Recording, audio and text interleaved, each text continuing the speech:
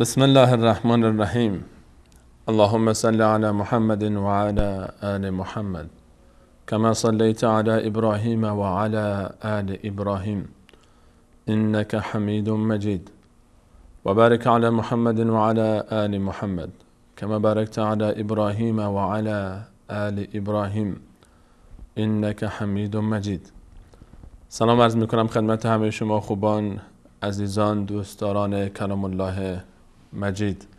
خوش آمد میگم حضور شما رو به یکی دیگر از برنامه‌های آموزش روحانی قرآن کریم.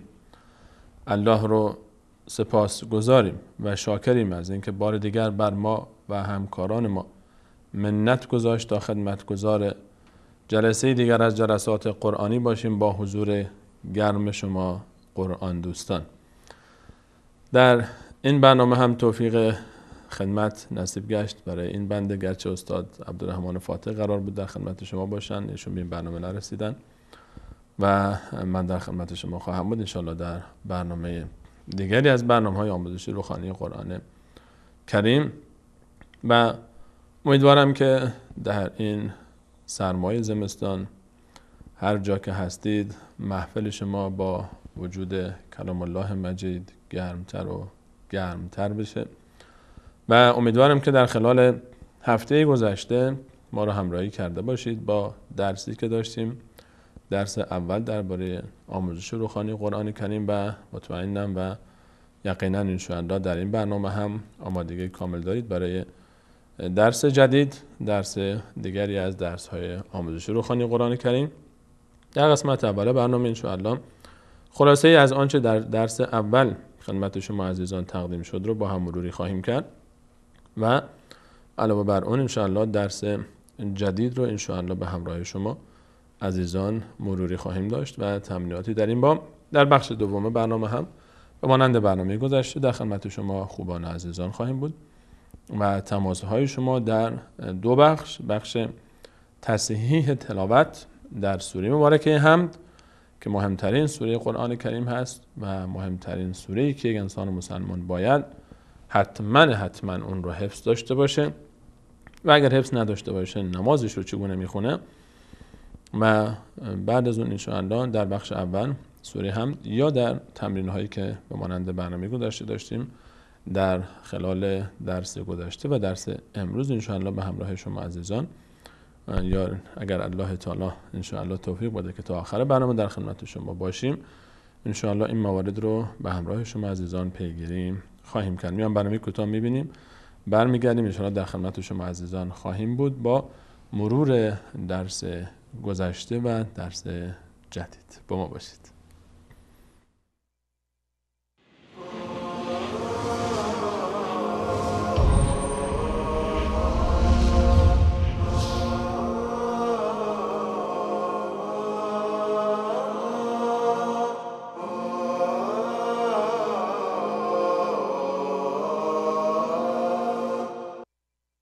هدي الحبيب يقودني وبنوره تصفو الحياة، قد سار في درب النبي صحب وأشراف تقى، قوموا إلى الدرب المضيء نسمو ونرقى في علاه ونعانق.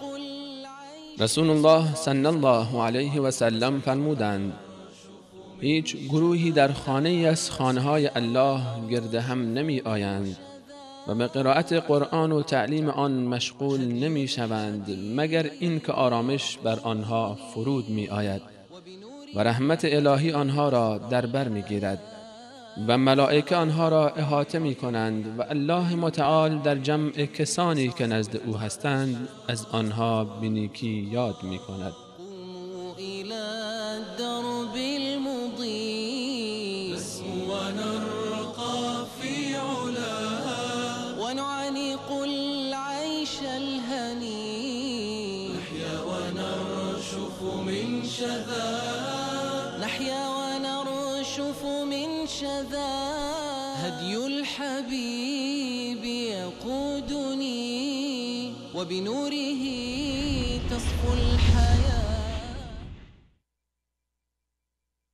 مجدد خدمت شما خوبان و عزیزان، اگر در برنامه گذشته همراه ما بوده باشید درباره تفاوت حروف الفبای فارسی و عربی با شما عزیزان صحبت کردیم و گفتیم که تفاوت الفبای عربی با الفبای فارسی در 4 حرف هست. فقط الفبای فارسی 32 حرفه، الفبای عربی 4 حرف کمتر داره و 28 حرفه. الفبای فارسی تصویری رو که مشاهده میکنید الفبای فارسی هست و 4 حرفی که با رنگ قرمز نشون داده میشه در این تصویر، پ، چ، ژ و گاف، اینها 4 حرفی هستند که ما اینها رو در الفبای عربی نداریم. الفبای عربی بعد با حذف این 4 حرف آنچه که باقی میمونه حروفی است که مقابل شماست و به هر حال هر کدوم از اینها رو باز در برنامه گذشته ذکر کردیم که یک اسم داره و تصویر بعدی اسمهای هر کدوم از این حروف رو ما در زبان عربی میبینیم. در فارسی الف رو ما الف تلفظ میکنیم، این نوعی که با رنگ آبی اسم حروف هست، خط پایین این خطی که میبینید و خط بالا خود حروف هستند. خط حرف الف در فارسی هم الف هست، فقط بعضی از حروفی که در فارسی ما ب مثلا تلفظ میکنیم در عربی یک الف بهش اضافه میشه با. الف، با، تا، ثا. جیم در فارسی هم جیم هست، ها، خا. دال در فارسی هم دال تلفظ میشه، ذال این همون فارسی هست، را، زا یا زای هم میگن، بعضی وقتا یا اضافه میکنن بهش، زای. سین، شین، صاد، ضاد، تا، ضا، عین، غین، اینها تا اینجا سین و شین و صاد و ضاد و تا و ضا و عین و غین در فارسی هم همینجوری ما به همین نام میشناسیم این حروف را. حرف بعدی فا، فقط یک الف اضافه شده، در فارسی ف میگیم. قاف در فارسی هم قاف هست، کاف، لام، میم، نون هم در فارسی دقیقاً همین اسم ها رو دارن و حرف ها و یا که در فارسی ه و ی تلفظ میشه و اسمش رو ه و ی میگذاریم، فقط یک الف به اینها اضافه میشه در حروف عربی. علاوه بر این در برنامه گذشته همچنین به حرکت ها شروع کردیم، به معرفی حرکت هایی که در ابتدای راه روخانی قرآن کریم نیاز هست که ما بشناسیم و گفتیم که یکی از تفاوت های دیگری که نوشته عربی با نوشته فارسی داره علاوه بر اینکه این 4 حرف پ و چ و ژ و گاف درش نیستن، یک سری حرکاتی اضافه داره که این حرکات بیشتر سبب شده که تا خوندن عربی برای عزیزانی که فارسی میتونن بخونن یک کمی مشکل باشه و این حرکاتی هستن که به هر حال یک صدادار هستن، حرکات صدادار کوتاه، حرکات صدادار بلند و حرکاتی که حرکت ندارن و ان شاءالله در برنامه‌های آینده بیشتر به اینها اشاره خواهیم کرد. از حرکات صدادار کوتاه شروع کردیم و یکی از این حرکات رو معرفی کردیم خدمت شما عزیزان، حرکت فتح رو که با هم می‌بینیم. حرکت فتح یا زبر و این حرکت که همونجوری که می‌بینید بر بالای این خط سرخ نماد یک حرف هست و حرکت فتح بالای حرف قرار میگیره. این حرکت به این شکل، این حرکتی که به هر حال می‌بینید، حالا اندازش در مصحف‌های مختلف شاید کمی کوتاه بلند بشه، بالای یک حرف همیشه قرار میگیره. این حرکت رو گفتیم که بهش میگن فتحه به خاطر اینکه در هنگام تلفظ این حرکت روی حروف دهان فتح میشه یا به تعبیری فارسیش باز میشه، دهان به سمت بالا باز میشه و هر جا روی حروف قرار بگیره حرکت صدای ا میگیره. مثلا در حروف الفبای عربی وقتی که این حرکت روی الفبای عربی قرار میگیره به این شکل تلفظ میشه ا، ب، ت، ث. فقط حواستون باشه عزیزان که نباید زیاد بکشیم، حرف کشیده نشه. ج، ح، خ، د، ذ، را، ز، س، ش، ص، ض، ط، ظ، ع، غ، ف، ق، ک، ل، م، ن، و، ه و ی. اینها حروفی بودن که حرکت فتحه رو ما در هنگام تلفظ حرکت فتحه بر روی حروف در برنامه گذاشته به همراه شما عزیزان سخن گفتیم، مثال هایی رو هم ذکر کردیم، نمونه مثال ها رو دوباره با هم می‌بینیم. مثلا کلمه اول گفتیم که وقتی بخوایم تلفظ بکنیم کافی است که ما اول یکی یکی اینها رو تلفظ بکنیم. بگیم مثلا را ز ق. این اصلش باید پشت سر هم خونده بشه به خاطر فهم بهتر. را ز ق، را ز ق، را اف، را اس، را دع، را زم، ز راع، ذ راق، ذ راء، ذ رف، وزن، دأب، درج، دأم، درأ، درس. اینها نمونه مثال هایی بود که در برنامه گذشته درباره صحبت کردیم. مثال هایی که از هم جدا بودن، نمونه مثال هایی هم که متصل بودن هم ذکر کردیم. به عنوان نمونه کلماتی رو که مشاهده میکنید، مثلا غفر، وقتی که سر هم نوشته میشه به این شکل نوشته میشه غفر، و هنگام تلفظ ما کافیه که هر کدوم از حروف رو یکی یکی بدونیم که این حروف کدوم چطور تلفظ میشه. غفر، غفر، وقتی که سر هم خونده میشه غفر. به همین شکل حرف بعدی وقع، وقع و سر همش میشه وقع. همینطور کتب، کتب، ضرب، ضرب، بعث، بعث. و اینها نمونه هایی بود که ما از حرکت فتحه به همراه شما عزیزان در برنامه گذشته داشتیم. خلاصه آنچه که در برنامه گذشته مطرح گردید از درس اول همون چیزی بود که خدمت شما عرض شد. تفاوت الفبای عربی با فارسی در 4 حرف پ، چ، ژ و گ یا تعبیر گچ، پژ. این 4 حرف در خودش جای میده و اولین حرکتی که معرفی کردیم حرکت فتحه بود و نحوه تلفظش رو هم گفتیم و هر حرفی که میاد این حرکت سبب میشه که اون حرف یک صدای ا بهش اضافه بشه و دقت بکنید که صدا رو نباید بکشیم. ا، ب، ت، ث. فقط یک حرکت ا، زیاد کش پیدا نکنه که باز مشکل سال میشه و باز صدای حرکت های طولانی رو باز ما در 3 مورد خاص داریم که انشاءالله باز بعداً بهش میرسیم. این خلاصه درس گذشته بود و انشاءالله یک میان برنامه کوتاه و بعدش انشاءالله در خدمت شما خواهیم بود با درس جدید حرکت کسره رو انشاءالله به همراه شما عزیزان شروع میکنیم و نحوه تلفظ حرکت کسره و مثال هایی که برای حرکت کسره، نمونه کلماتی که حرکت فتحه و کسره در اون ذکر میشن. همچنان با برنامه خودتون همراه باشید.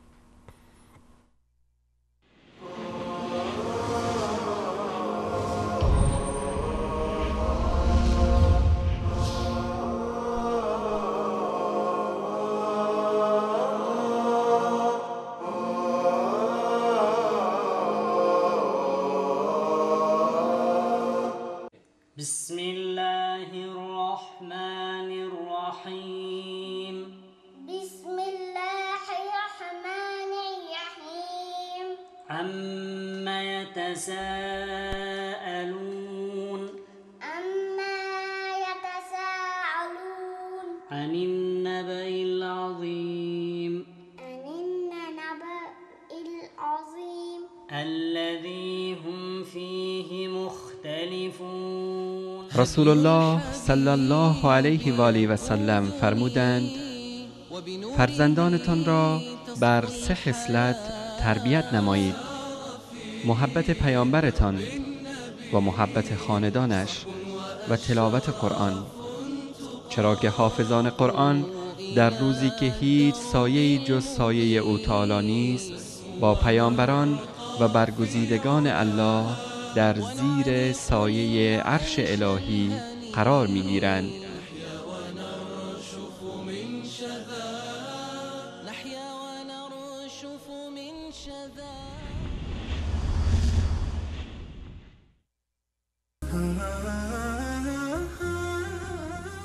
حرکت بعدی که انشاءالله در برنامه امروز خواهیم پرداخت، 2 حرکت رو به همراه شما عزیزان خواهیم خواند در برنامه امروز و تعلیم خواهیم گرفت انشاءالله. حرکت کسره و حرکت ضمه یا همون فارسی خودمون ضمه.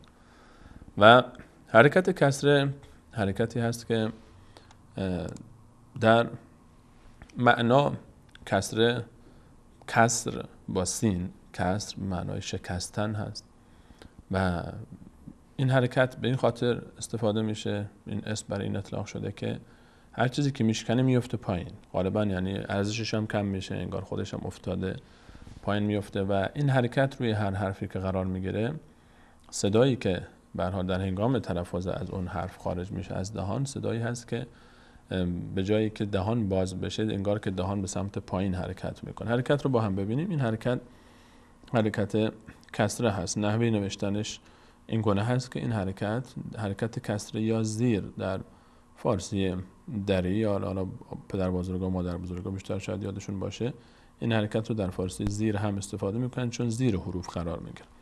اگر این خط سرخی که اینجا هست رو ما یک حرف فرض بکنیم، حرکت کسره همیشه زیر این حرف قرار میگیره، حرکتی که نوشتارش شبیه فتحه است، فقط تفاوتش با فتحه از لحاظ نوشتاری این هست که فتحه بالای حرف قرار میگرفت و کسره میاد و زیر حرف قرار میگیره. حرکت کسره یا زیر این دومین حرفی است، دومین حرکتی هست که باید مد نظر شما عزیزان باشه. حرکت کسره یا زیر، معنی فارسی زیر که مشخصه چون زیر قرار میگیره و حرکت کسره هم به خاطر اینکه حالت شکستگی داره، انگار که اون زیر افتاده بهش کسره گفته میشه. در الفبای عربی این حرف وقتی که روی یا زیر تعبیر دقیق‌تر زیر یک حرفی قرار بگیره این گونه تلفظ میشه. الفبای عربی رو با هم میبینیم به همراه حرکت کسره یا زیر. وقتی که این حرف در زیر حرف زیر یا حرکت کسره در زیر الف قرار بگیره یا ب یا بقیه حروف، نحوه تلفظش این گونه خواهد بود. ا وقتی که زیر الف قرار بگیره اینجوری میشه ا، ب، ت، ث. سعی کنید که این هم مثل حرکت فتحه کش پیدا نکنه، یعنی اینجوری نشه ای نشه ا، نه ای. اون اگر ای شد مشکل ساز میشه، حرف تغییر میکنه و کلا حرکت تغییر میکنه و حرکت دیگه ای میشه. ا، ب، بی نشه، نگیم بی، ب. خیلی فرق بین ب و بی.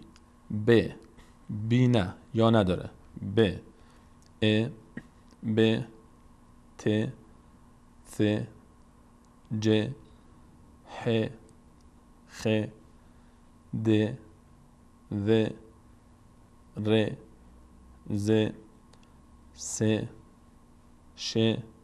بازم دقت کنید سی نمیشه، زی نمیشه، نگیم زی، ز، س، سی نشه، ش، شی نشه، باز ش، س، ض، ط، ض، ع، غ، ف، ق، ک، کی نمیشه، ک، ل، م، می نشه، م، ن، و، نگیم وی، و، ه،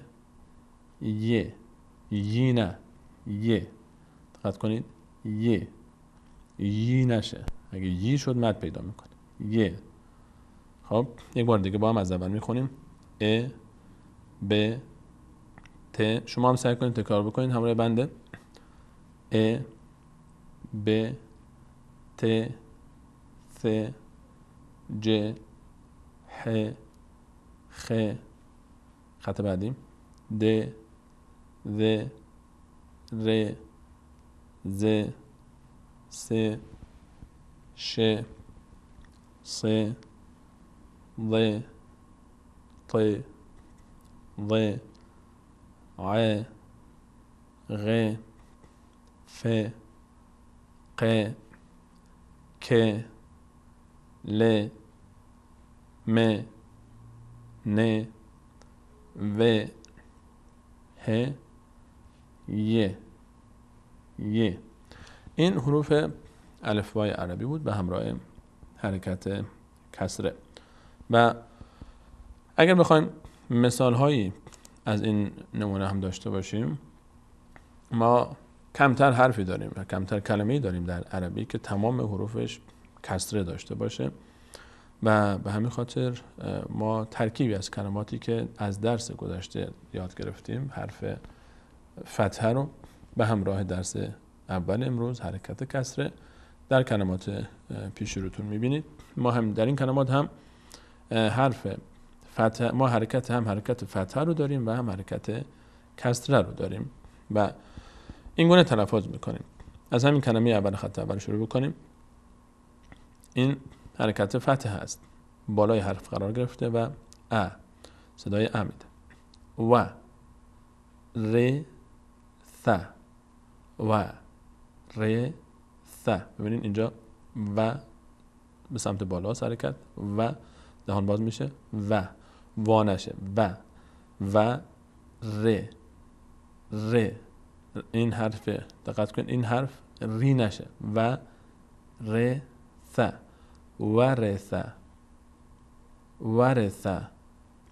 ورث نگم وریث، وری نشه، وریث نشه، ورث و ر یه حرکت کوتاه فقط و ر ث ورث. کلمه بعدی ف ر ح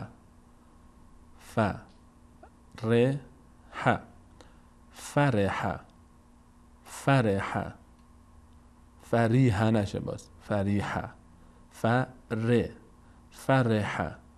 فرح. کلمه بعدی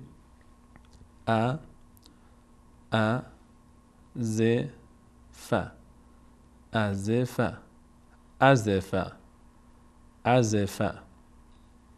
کلمه بعد و ز را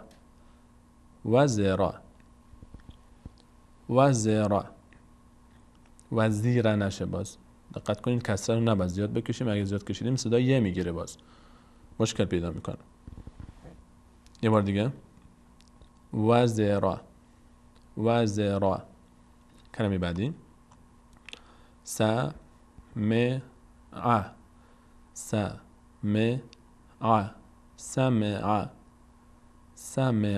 سمیع نشه. بعضی از عزیزان تو تلفظ کسره رو یا میدن، سمیعانه، سمع. کلمه بعدی خط بعد شما هم حتما همراه بنده تکرار میکنید. شرب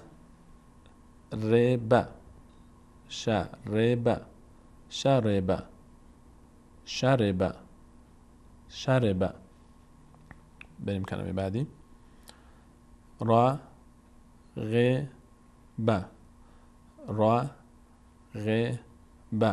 راغب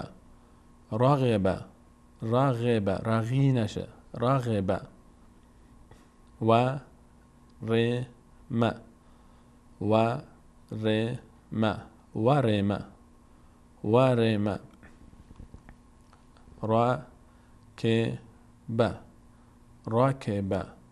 راکب. کلمه بعدی سلیمه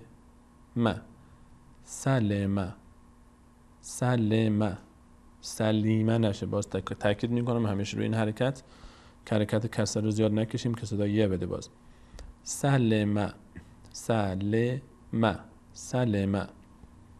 خط بعدی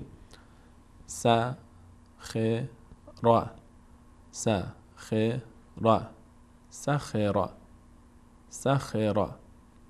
کلمه بعد وجع. کلمه بعدی عهد.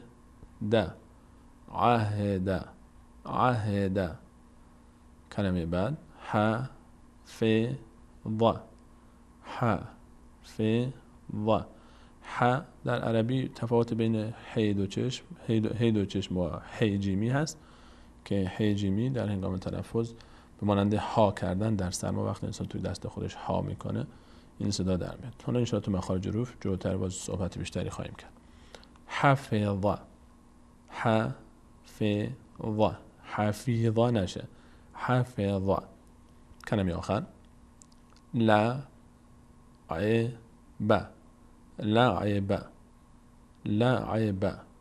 اینها نمونه تمرین هایی بود از حرکت کسره به همراه حرکت فتحه که به همراه همدیگه دید.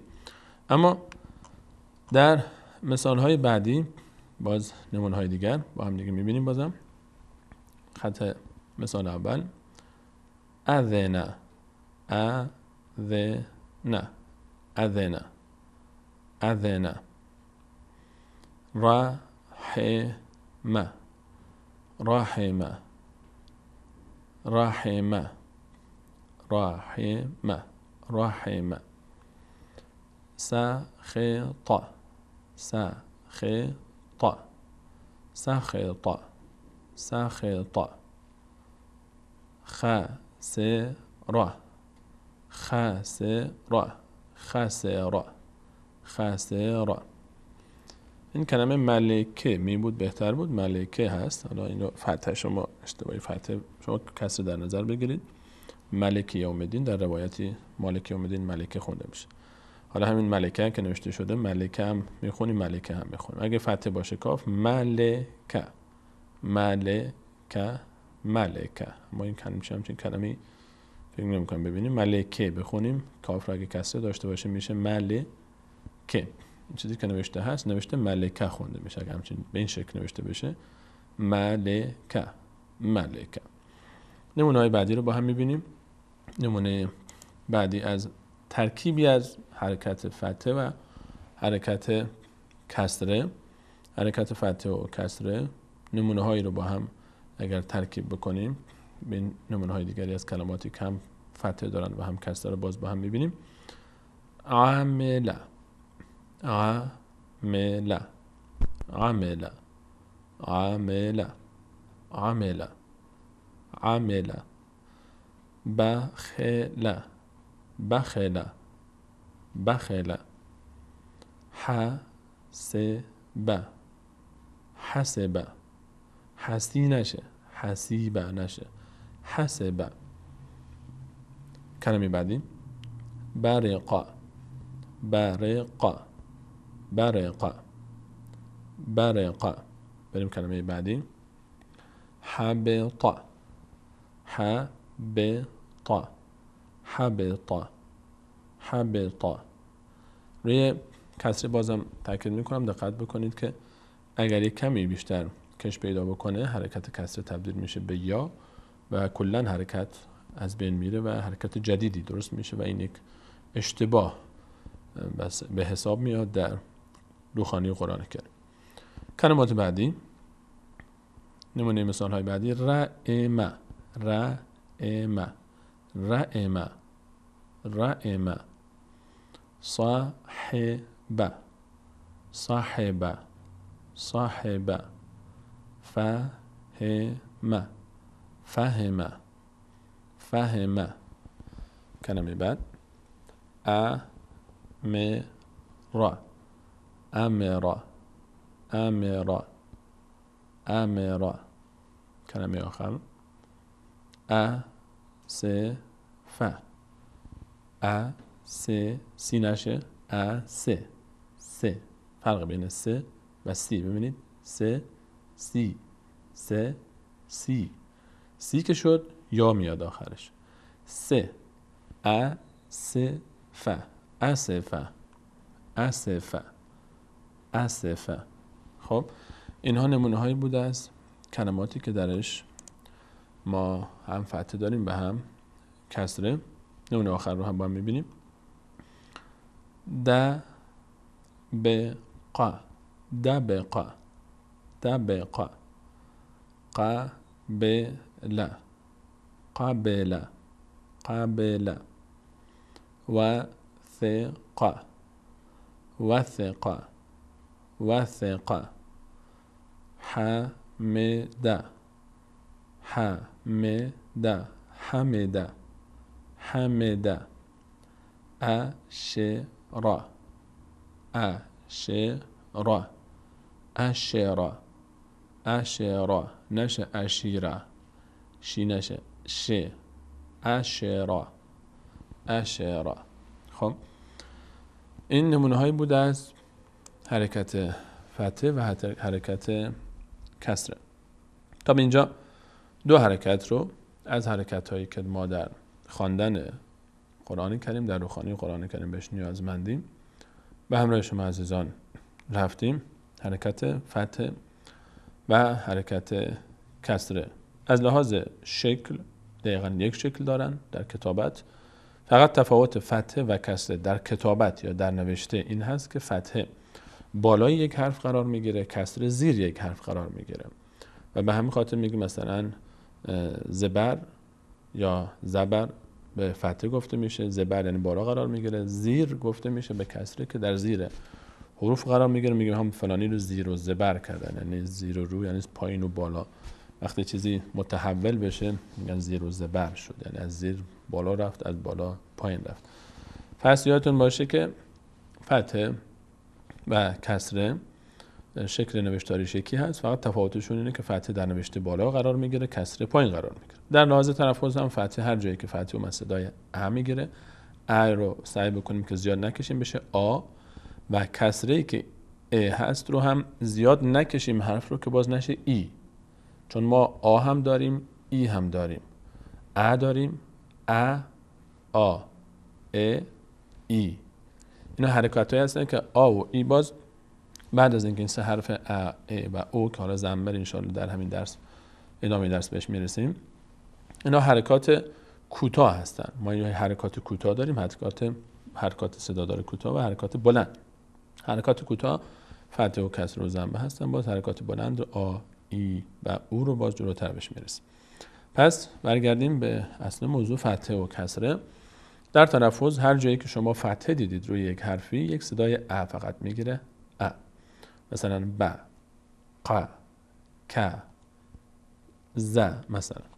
و کسره هم گفتیم هر جایی که کسره اومد یک صدای ا میگیره، ا، ا. صدای ا وقت بیاد مثلا میشه ب، ژ که نداریم در عربی، در فارسی داریم. مثالاش مثلا در تلفظ، لحاظ تلفظ در فارسی هم وقتی که ژ گفته میشه کسره داره. ما در فارسی هم حرکات داریم اما نوشته نمیشه، چون ما آشنا هستیم با حرکات. غالبا در فارسی میدونیم که این حرکتش چی هست، ما حرکت نمیدیم. مثلا همین فارسی رو اگر کسی دیگری که زبان عربی رو بلد هست بخونه، بیاد فارسی بخونه، نمیتونه فارسی رو اونجوری که ما درست تلفظ میکنیم بخونه و مجبوریم حرکات بگذاریم براش تا درست بخونه. و به همین خاطر مثلا عرب هم وقتی که خودش عربی میخونه غالبا الا ماشاءالله در بعضی از کلمات که شکل نوشتاری کلمات مثل هم هست حرکات میگذارن ولی بقیه‌اش حرکت نمیگذارن. در متن‌های عربی روزنامه، مثلا روزنامه عربی شما ببینید حرکت گذاری نشده. در مصحف قرآن کریم حرکت گذاری است که در ابتدا هم نداشت حرکت. حتی از وقتی که قرآن کریم بر مسلمان‌ها به هر حال غیر عرب هم مسلمان شدن و در خواندن عربی مشکل داشتن، حرکت گذاری‌ها بیشتر شروع شد. و در کل کسر هر جا دیدیم ما صدای ا بهش میدیم. خب به همین دوتا فعلا اکتفا میکنیم. میان برنامه ببینیم به حرکت فتح و کسره. بعد از میان برنامه حرکت ضمه رو هم رو به همراه شما عزیزان یک نگاهی بهش خواهیم انداخت و نحوه تلفظش و نمونه هایی رو که به سه حرف فتح و کسره و ضمه رسیده باشیم که انشاءالله این سه حرف خیلی کمک میکنه به ما، که میشه گفت بخش بزرگی از روخانی قرآن کریم برمیگرده به نحوه تلفظ و شناخت صحیح حرکت فتح، کسره و ضمه که اینها حروف بسیار حرکت‌های بسیار مهمی هستند و خیلی از حرکت‌های بعدی و نشانه‌های بعدی هم پیرو و همین سه حرف باز تشکیل میشن. میان برنامه کوتاه می‌بینیم، برمیگردیم ان شاءالله با حرکت ضمه هم در خدمت شما عزیزان خواهیم بود.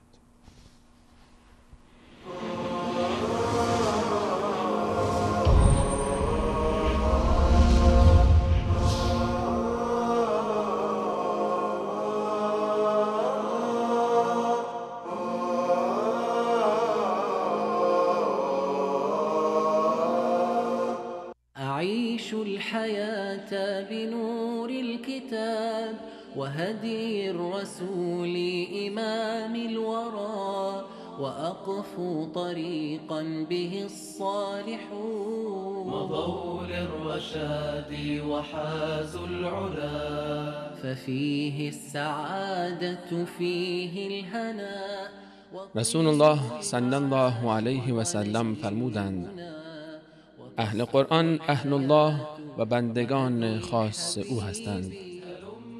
فسر في ركاب الهدى أعيش الحياة بنور الكتاب وهدي الرسول إمام الورى وأقفو طريقا به الصالحون مضوا للرشاد مجدد خدمت همه شما خوبان و عزیزان.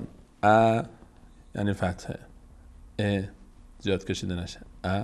فتحه است، کسر است و هر جایی که صدای و روی حرکتی اومد انشاءالله خیالمون راحت است که میدونیم چطور تلفظش بکنیم. حرکت دیگری که در ابتدای مبحث ما باید بهش توجه بیشتری داشته باشیم حرکتی است به اسم ضمه. ما در فارسی بهش میگیم ضمه چون فرق بین ز، ذ، ض، ضاد، ضا در فارسی یعنی ضا و ضاد و زا و ذال در عربی در فارسی هیچ کدوم فرق بین اینها نیست. شکل نوشتاریش فرق میکنه اما همه اینا رو ما ز تلفظ میکنیم و میگیم که ظاهر شد مثلا و بعد بخوایم که درباره کلمات دیگه هم استفاده بکنیم هر جا میگیم ظالمین، میگیم ظالین و درباره ذنوب همه اینها رو با ز تلفظ میکنیم. اما در عربی تفاوت داره.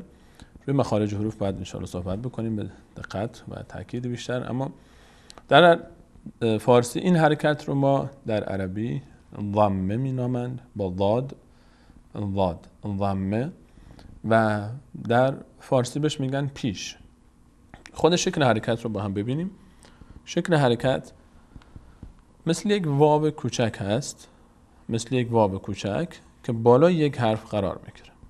این حرفی که شما میدید این یک واو کوچک اینجا که این حرکت بالای یک حرف، این اگه خط سرخ پایین رو ما یک حرف فرض بکنیم حرکت ضمه یک واو کوچک هست که بالای یک حرف قرار میگیره و نحوه تلفظش در حروف الف با به این شکل خواهد بود که نحوه قرار گرفتنش بالای حروف رو هم با هم ببینیم. در الفبای عربی وقتی که حرکت ضمه رو داشته باشیم احمد جان تصویر اگر بدید این حرکت ضمه رو با هم میبینیم. الفبا رو حروف الفبای عربی به همراه حرکت ضمه. از ابتدا شروع میکنیم به خواندن او و بو. او اینجا هم مثل فتحه و کسر باید مد نظرمون باشه که زیاد نکشیم، فقط به همون حرکت حرف کوتاه اکتفا بکنیم. او نیست، او نگیم او فرق بین او و او کشیده تره. او این دوتا ما فهم. اینجا او هست کوتاه، یک حرکت واو کوتاه. قبل از اینکه این رو من فقط فراموش کردم که وجه تسمیه رو بگم که چرا بهش ضمه میگن یا پیش بهش گفته میشه. ضم یعنی جمع شدن، یعنی پیش اومدن. در فارسی هم پیش یعنی همین. و چون وقتی که این حرف تلفظ، این حرکت وقتی تلفظ میشه لبها جمع میشن، انگار او ببینید لبها کنار هم جمع میشن و لبها تو فارسی تعبیر عامیانه میگه مثلا لبها قنچه میشن، یعنی شبیه هم جمع میشن و به حالت قنچه در میاد. لبها جمع میشن وقتی که این حرکت تلفظ میشه او لبها جمع میشن کنار هم و به همین خاطر ضم یعنی جمع شدن و ضمه یعنی پیش اومدن. در فارسی هم بهش پیش میگن به خاطر اینکه لبها پیش هم میان و جمع میشن. پس وجه تسمیه‌اش هم به این خاطر هست. به این خاطر به این حرف، به این حرکت ضمه گفته میشه که در هنگام تلفظ این حرکت لبها ضم میشن، به تعبیر فارسیش پیش هم میان یا همون تعبیر ساده ترش جمع میشن. برگردیم سراغ حروف الفبای عربی به همراه حرکت ضمه. نحوه تلفظ الفبای عربی به همراه حرکت ضمه این گونه است که اگر بر روی الف قرار گرفت میشه او. به همراه بنده تکرار بکنید چون ما هم او نکشید، فقط او نشه. او. بو نشه. بو.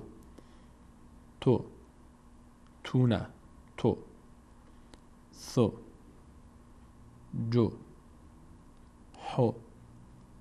خو. دو. ذو.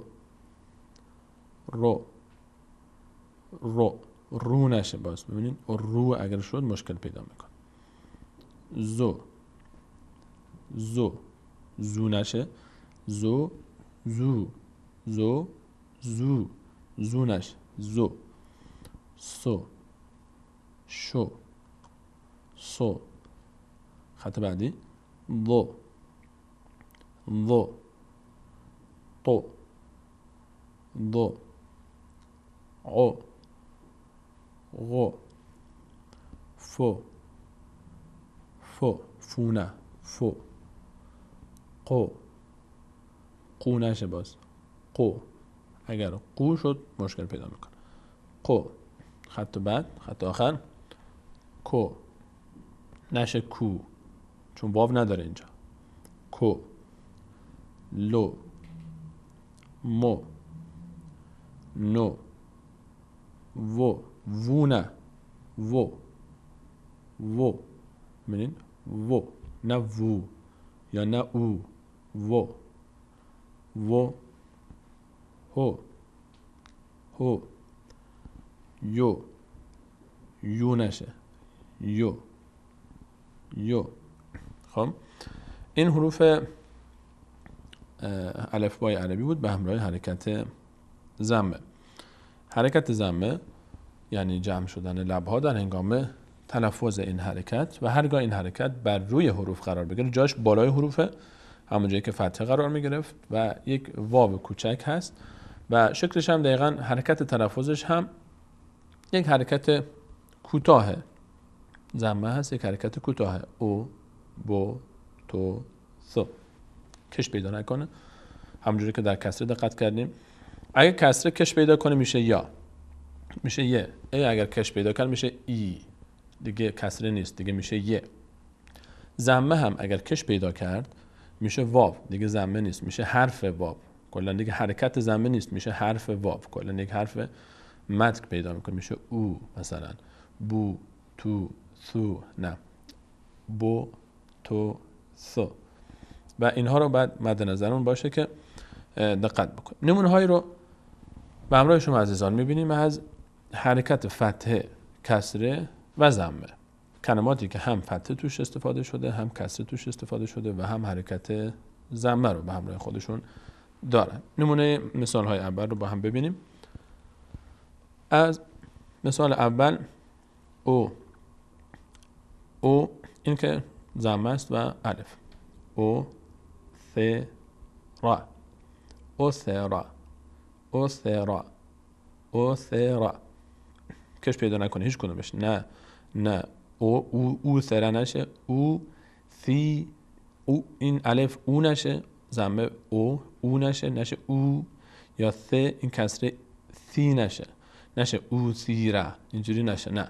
یا او ثیرا او ثیرا نشه یا او ثیرا نشه او ثیرا او ثیرا او ثیرا. کلمه بعدی تو نمیشه تو لبا تو لیبا نشه کش پیدا کنه میشه تو لیبا اشتباه میشه. یا اگر لام رو کش بدیم کسره رو در حرف لام تو لیبا نشه تو لیبا. بعدی خدع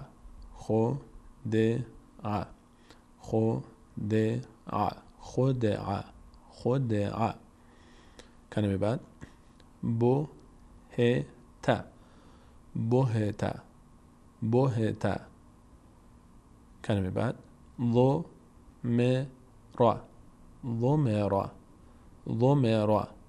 ضمرا ذو نشه ذومره نه ضمرا. کلمه بعد خط بعدی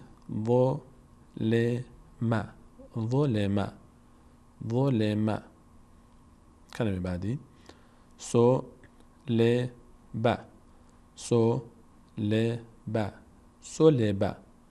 سلبا سولبا نمیشه سلیبم نمیشه سلبا. کلمه بعدی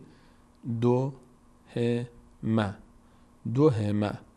کلمه بعد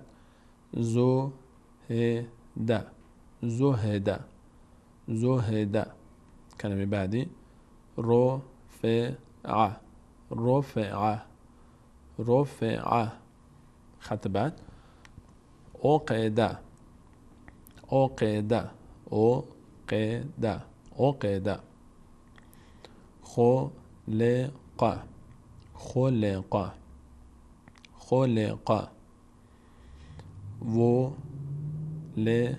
وو نشه، این وو نیست، این وو فرق بین وو و وو وو ولد ولد ولد ولد ولد رسل رسل رسل قدر قدر قدر قدر. اینها نمونه هایی از کلماتی بود که هم حرکت فتحه رو درش داشتیم، هم حرکت کسره رو و هم حرکت ضمه رو. نمونه دیگری رو با هم میبینیم. خط اول رحمه رحمه رحمه. خط بعد قتل قتل قتل. بعدی قطع قطع قطع. بعدی ضرب ضرب ضرب. بعدی جحد جحد جحد. اینها رو عزیزان مد نظر داشته باشید در حرکت فتحه و در حرکت کسره انشاءالله فقط کش پیدا نکنه. مهمترین نکته که در کسره و در ضمه باید مد نظر عزیزان باشه که نکشیمش، که کسره یه نشه و ضمه واو صدای او پیدا نکنه، او نشه او او. این دوتا با هم فرق میکنه و ا و ای دوتا با هم دیگه هم متفاوته. مثال های بعدی رو میبینیم. بعد بعد بعد حسن حسن حسن كبر كبر كبر قرب قرب قرب كمل کمولا کمولا. فقط به حرکت ها اول سعی بکنید که سریع رد بشید دیگه. یعنی ما فقط به خاطر تمرین اینها رو از هم دیگه جدا میکنیم تا عزیزان در هنگام تلفظ راحت تر بدونن که چطور تلفظ میشه. اما نباید وقت بکنیم، بعد خودمون رو عادت بدیم که درست بخونیم اما کم کم روان بخوانیم، یعنی مکس نکنیم زیاد در کلمات. مثال های بعدی یجب یجب یجب یعد یعد یعد یلد یلد یلد یرث یرث یرث یفد یفد یفد. نمونه های بعدی رو باز به همراه شما عزیزان میبینیم. یصف یصف یصف یثق یثق یثق یصل یصل یصل یلج یلج یلج یقف یقف یقف. به همین حد اکتفا میکنیم برای تمرین فتحه و کسره. و یاد داشته باشید که فتحه، کسره و ضمه حرکت های کوتاهی هستند، کش پیدا نمی کنن. و تا اینجا به همین حد اکتفا میکنیم به همین سه حرف، به سه حرکت: حرکت فتحه، حرکت کسره و حرکت ضمه یا زبر، زیر و پیش به تعبیر فارسیش. و کلماتی رو هم که عزیزان دیدید انشاءالله حتما در تمرین هم با ما بوده باشید و تکرار کرده باشید در خلال برنامه. بچهای اتاق کنترل که صداشون میومد داشتن با من تکرار میکردن، با اینکه ماشاءالله خودشون روخانی قرآن خوب بلد هستن. و برای تصحیح نیاز است همه ما بیایم و بشینیم و هر چنده که بلد هم هستیم نکاتی رو دقت بکنیم بیشتر، برای اینکه تلاوتمون بهتر و بهتر بشه.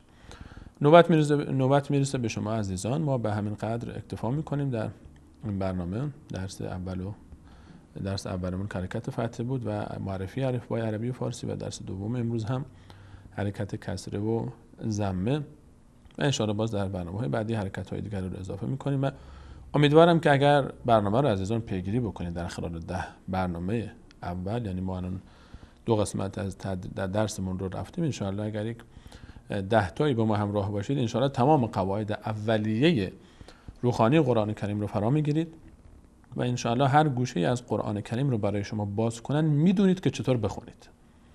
من این ضمانت رو ان شاءالله میدم به شما عزیزان و این اعتماد رو ان شاءالله دارم نسبت به درس هایی که داده میشه که اگر شما به دقت ان شاءالله با ما در این تمرینات مشارکت داشته باشید و به خاطر بسپارید، ان شاءالله بعد از برنامه درس دهم ان شاءالله 10 دیگه شما ان شاءالله هر گوشه از قرآن کریم رو که باز کردن با امید الله متعال میدونید که چطور بخونید. حالا اینکه ما وقتی میگیم میدونید چطور بخونید، بین معنا نیست که انسان در خواندن اشتباه نکنه، چه بسا که حتی قاریای قرآن هم گهگداری یا حافظای قرآن هم در روخانی بعضی جاها از دستشون در بره کلماتی رو اشتباه بخونن. این چیز طبیعیه، یعنی طبیعت بشری هست.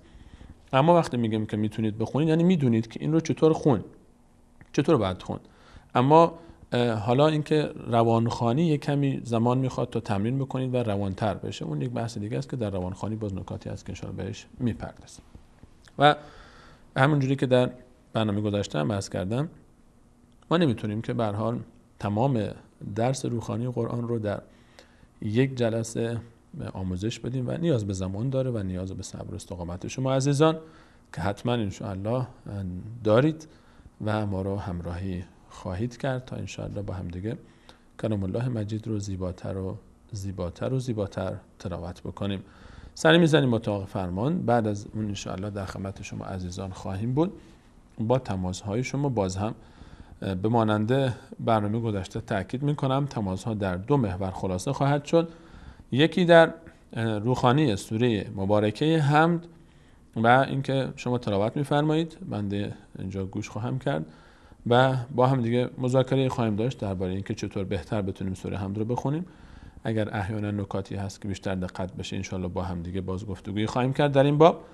و درباره قسمت دوم که میتونید به هر حال هر کدوم از این 2 قسمت رو خواستید مشارکت بکنید، نمونه مثال هایی که من ان شاءالله روی تصویر برای شما عزیزان نشون خواهم داد و شما برامون میخونید از درس فتحه، کسره و ضمه، کلماتی که در اون فقط کسره و فتحه و کسره و ضمه هست. ان شاءالله در خارج از این 2 موضوع خواهش بنده این هست که سوالهای خارج از این موضوع رو، سوالهایی که مربوط به تفسیر میشه، سوالهایی که مربوط به هر حال بحث حفظ قرآن کریم هست، مسائل اختلافی هست، مسائل فقهی هست، خواهش این برادرتون رو خاضعانه بپذیرید که ان شاءالله ما در چارچوب محور روخانی باشیم. اگر در باب روخانی قرآن کریم کسی سوالی داره در خدمتتون هستم. بازم تاکید میکنم که در خارج از این موضوع سوالی رو مطرح نکنید تا مجرای برنامه عوض نشه.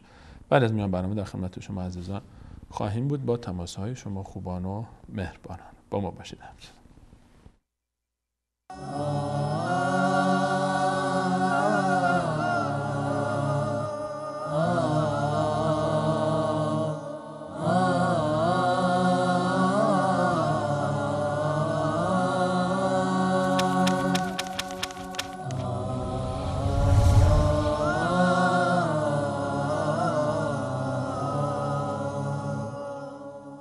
الرحمن الرحيم القارعة ما القارعة وما أدراك ما القارعة وما أدراك ما القارعة وما أدراك ما القارعة يوم يكون الناس كالفراش المبثوث يوم يكون الناس كالفراش المبثوث وتكون الجبال كالعهن المنفوش فأما من ثقلت موازينه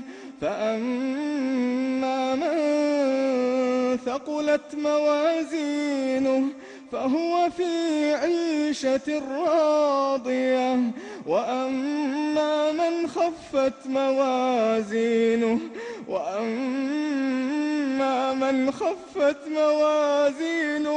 فأمه هاوية وما أدراك ما هي نار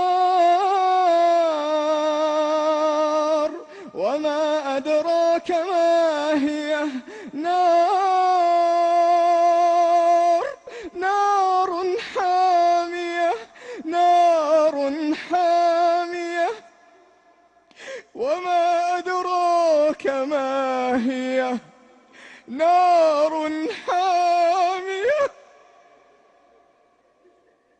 فأما من ثقلت موازينه فهو في عيشة راضية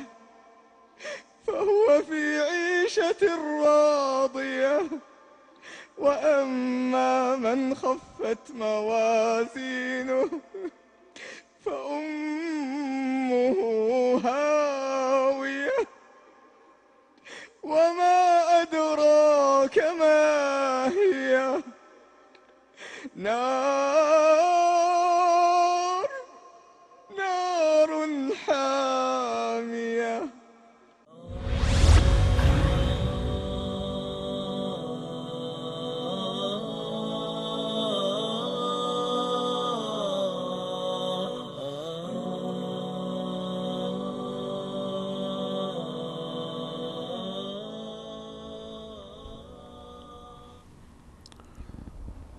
با سلام مجدد خدمت همه شما خوبان و عزیزان، به بخش دوم برنامه رسیدیم و تماس‌های شما عزیزان. احمد جان شماره رو برای شما زیرنویس خواهد کرد. با این شماره تماس بگیرید، مشارکت بکنید در برنامه خودتون در روخانی قرآن کریم، یا سوره مبارکه حمد رو تلاوت بفرمایید و یا اینکه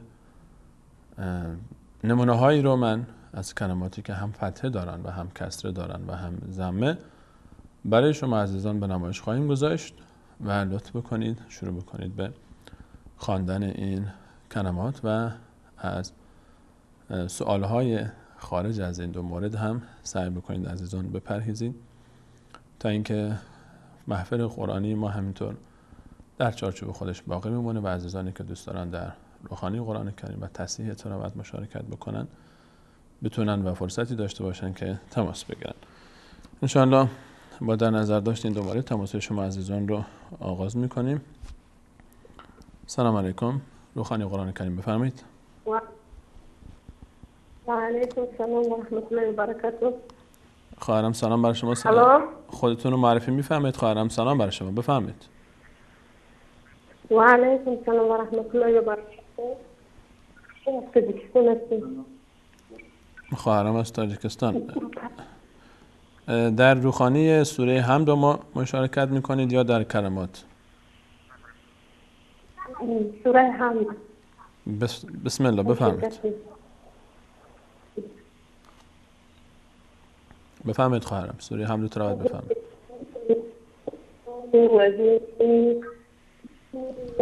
الرحمن الرحیم الحمد لله رب الرحمن الرحيم مالك يوم الدين نعبد وإياك اهدنا الصراط المستقيم صراط الذين أنعمت غير المغضوب عليهم ولا الضالين آمين. ماشاءالله ماشاءالله. گرچه صداتون کامل واضح نبود اما به هر حال تلاوتتون مشخص بود که تلاوت دقیق است. امر دیگری هم دارید؟ سوال داشتم برادر. اگر در چارچوب موضوع برنامه است در خدمت شما است. این سوره واقعه در ابن کثیر تفسیر خونده در سوره واقعه دوباره تکرار بفرمایید، صداتون رو خوب نداشتم. در سوره واقعه چی فرمودید؟ هر تقییق خود کردن اگر چیزی را روی تقییق نمیدیده یعنی در تماشا دکتری عبدالسلام احکان مولا خواهرم من صداتون رو اصلا متوجه نشدم چی فرمودید، لطف کنید دوباره تماس بگیرید و من فقط همون بخش سوره واقعه رو فهمیدم و اسم استاد دهقان. لطف کنید دوباره تماس بگیرید، صداتون قطع و وصل میشه و ان شاء الله سوالاتون رو مطرح بکنید. من تشکر میکنم از حضور شما و تماس شما داریم بعد. متشکرم. سلام علیکم. روخانی قرآن کریم بفرمایید. سلام علیکم بفرمایید بیننده گرامی. رو خط هستید شما. سلام بر شما بفرمایید. سلام علیکم. روخانی قرآن کریم بفرمایید. سلام علیکم. علیکم السلام و رحمت الله و برکاته. خودتون رو معرفی میکنید؟ سلامت باشید. متشکرم. من از محابط زنگ میزنم. میخواستم چند تا سوال در مورد روانخوانی بپرسم و سوره حمدم تلاوت کنم. بفرمایید. در خدمتتون هستم. ببخشید اونجوری که ما درس روانخوانی خواندیم گفتن فتحه یعنی گشودن، کسره یعنی شکستن، ضمه یعنی جمع شدن نطفا، ولی شما میگید مثلا لهجتون خیلی فارسیه. آیا ما هم همینجوری تلفظ کنیم یا همینجوری که یاد گرفتیم؟ چشم پاسخ خواهم داد انشاءالله. اعوذ بالله من الشیطان الرجیم. بسم الله الرحمن الرحیم. الحمد لله رب العالمين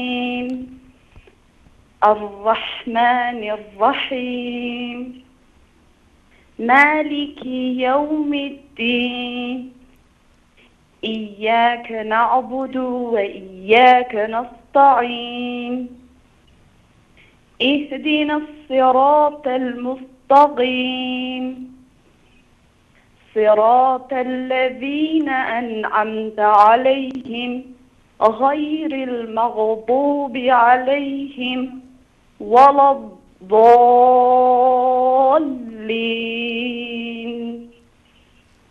متشکرم. دو مورد رو دقت بکنید خواهرم در بحث تلاوتی که فرمودید. غیر المغضوب غین حرکت نکنه، مغضوب، و لام ولا الضالین رو سعی بکنید که ولا الضالین رو زیاد اونقدر مثل خود ضاد تفخیمش نکنید. من درباره سوالی که فرمودید ان شاء الله در پایان برنامه پاسخ خواهم داد. چشم میشه. خیلی ممنون. متشکرم. موفق باشید. با اجازه خدا. متشکرم. خدا نگهدار. سلام علیکم. بخوانی قرآن کریم بفرمایید. سلام بر شما بیننده گرامی بفرمایید. تماسشون قطع شد. سلام علیکم. بخوانی قرآن کریم بفرمایید. سلام بر شما بیننده گرامی بفرمایید. سلام علیکم. بفرمایید عمو جان.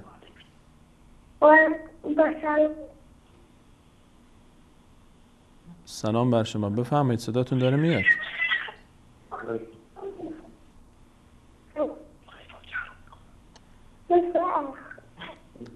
بسم الله بفرمایید. سوره حمد میخونید بفرمایید عمو جان. دستوان تماسشون قطع شد. سلام علیکم. بخوانی قرآن کریم بفرمایید. الو. سلام علیکم بفرمایید. سلام. سلام بر شما. امیدم از مشهد. امید جان از مشهد. در روخانی سوره حمد مشارکت میکنید یا در بخش کلمات؟ سوره حمد. بفرمایید امید جان. الحمد لله رب العالمين الرحمن الرحيم مالك يوم الدين إياك نعبد وإياك نستعين اهدنا الصراط المستقيم صراط الذين أنعمت عليهم غير المغضوب عليهم ولا الضالين. احسنتم.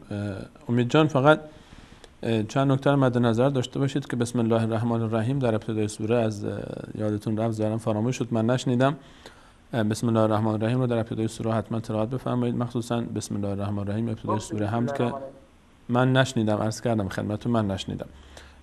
در موضوع ایاک نعبدو، ایاک نشه، ایاک نعبدو نشه، چون یا حرفیه تشدید داره و دو بار تلفظ میشه، یک بار به همراه همزه ای، یه بارم خودش تنها ایاک، نگید ایاک نشه.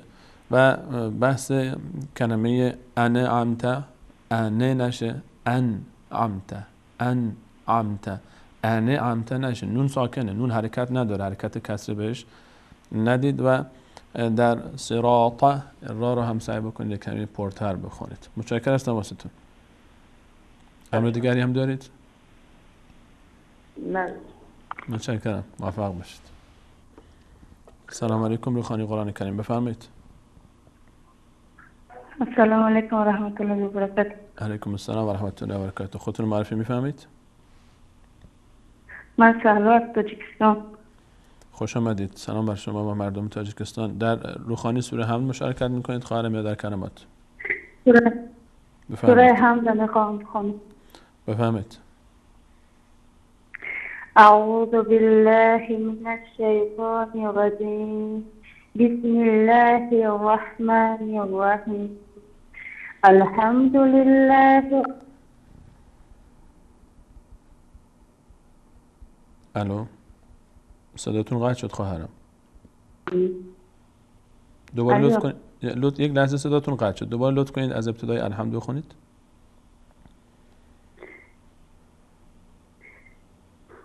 اعوذ بالله من الشیطان الرجیم بسم الله الرحمن الرحیم الحمد لله رب العالمین الرحمن الرحیم مالک یوم الدین ایاک نعبد و ایاک نستعین اهدنا الصراط المستقیم صراط الذين أنعمت عليهم غير المغضوب عليهم ولا الضالين.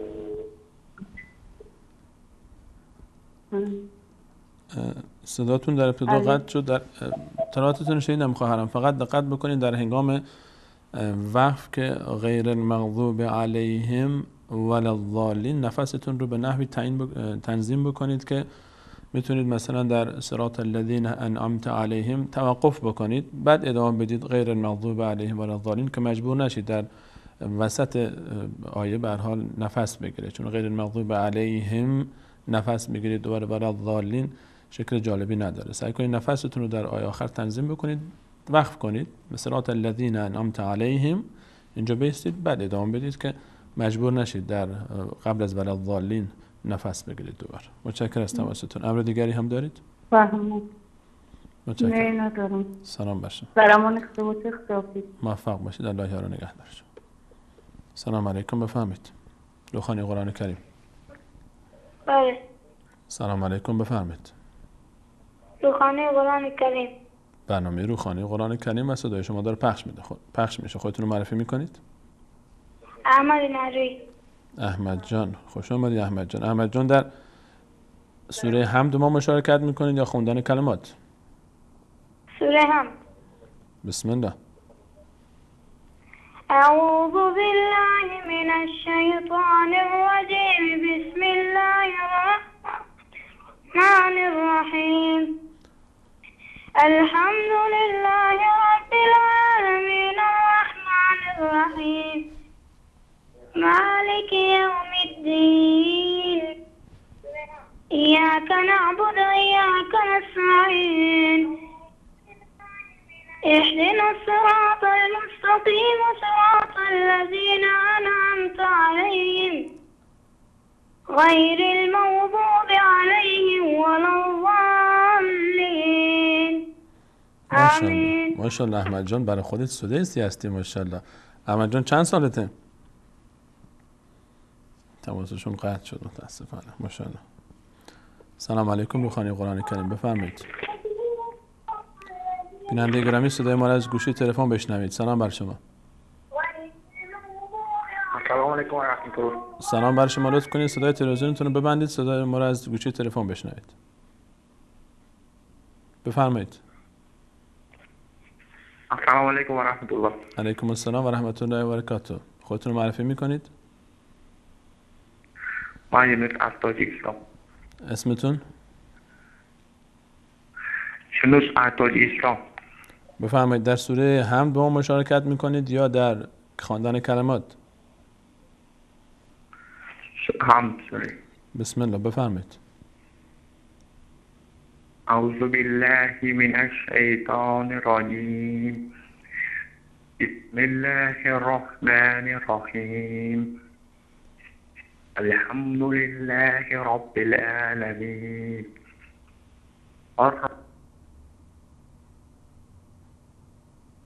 صداتون قطع شد برادرم. تاسفانه کنن تماستون قطع شد. سلام علیکم، روخانی قرآن کریم، بفرمایید. سلام بر شما، بفرمایید. بیننده گرامی لطف کنید گوشی تلفنتون صحبت. سلام علیکم، روخانی قرآن کریم، بفرمایید. سلام علیکم، بفرمایید. سلام بر شما، برنامه روخانی قرآن کریم، بفرمایید. سلام بر شما. سلامت باشید. خودتون رو معرفی میکنید؟ بله، عایشه هستم از مشهد. از مشهد. عایشه خانم، خوش آمدید. در روخانی قرآن کریم مشارکت میکنید؟ سوره حمد یا کلمات؟ سوره حمد میخوام شرکت کنم. بفرمایید. اعوذ بالله من الشیطان الرجیم. بسم الله الرحمن الرحیم. الحمد لله رب العالمین. الرحمن الرحیم. مالک یوم الدین. إياك نعبد وإياك نستعين.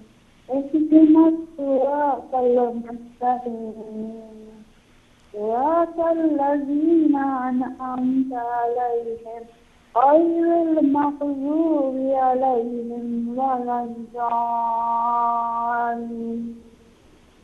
متشکرم خواهرم. فقط دقت بکنید که در کلمه اهدنا اهدنا نشه، ه رو ساکن باید باشه، حرکت پیدا نکنه.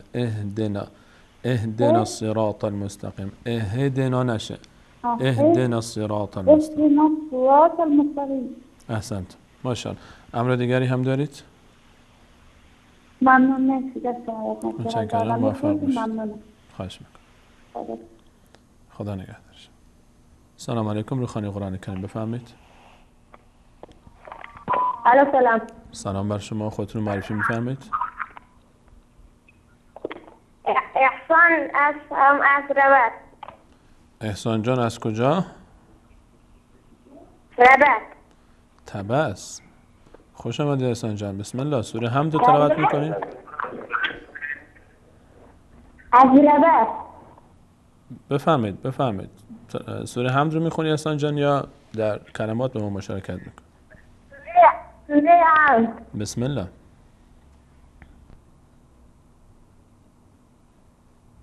بسم الله احسان جان.